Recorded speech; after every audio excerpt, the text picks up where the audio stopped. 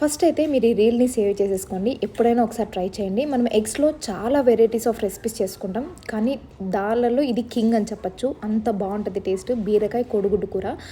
ఒక్కసారి ట్రై చేయండి ఇలాగా. నేను ఆయిల్ వేసుకొని పోపు గింజలు, గ్రీన్ చిల్లీ లేదంటే గ్రీన్ చిల్లీ పేస్ట్ కూడా మీరు యాడ్ చేసుకోవచ్చు. కరివేపాకు వేసి మంచిగా మగ్గిపోయిన తర్వాత ఆనియన్స్ కూడా వేసి, ఉప్పు, పసుపు వేసి ఆనియన్స్ లైట్ ట్రాన్స్పరెంట్ కలర్ వచ్చిన తర్వాత బీరకాయ చిన్నగా కట్ చేసుకుంటే తొందరగా ఉడుకుతది. చిన్నగా కట్ చేసుకున్న బీరకాయ కూడా ఒకటి మొత్తం వేసేసి కొంచెం వాటర్ యాడ్ చేసి బీరకాయ ఒక 50% ఉడికేంత వరకు ఉంచి తర్వాత మూత తీసిన తర్వాత దాంట్లోకి కొంచెం చికెన్ మసాలా, కొంచెం మసాలా పొడి వేసుకొని కలుపుకొని వాటర్ ఇంకిపోయేంత వరకు ఉంచి ఒక 6 ఎగ్స్ తీసుకున్నాను నేను.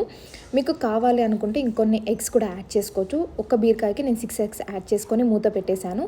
ఒక 5 మినిట్స్ తర్వాత ఓపెన్ చేస్తే మంచిగా మొత్తం అంతా కలిపేసుకుంటే బీరకాయ కోడిగుడ్డు కూర రెడీ అవుతాయి. మరి మీరు కూడా ట్రై చేసి కామెంట్ చేస్తారు కదా, అలానే సబ్స్క్రైబ్ చేసుకోండి, షేర్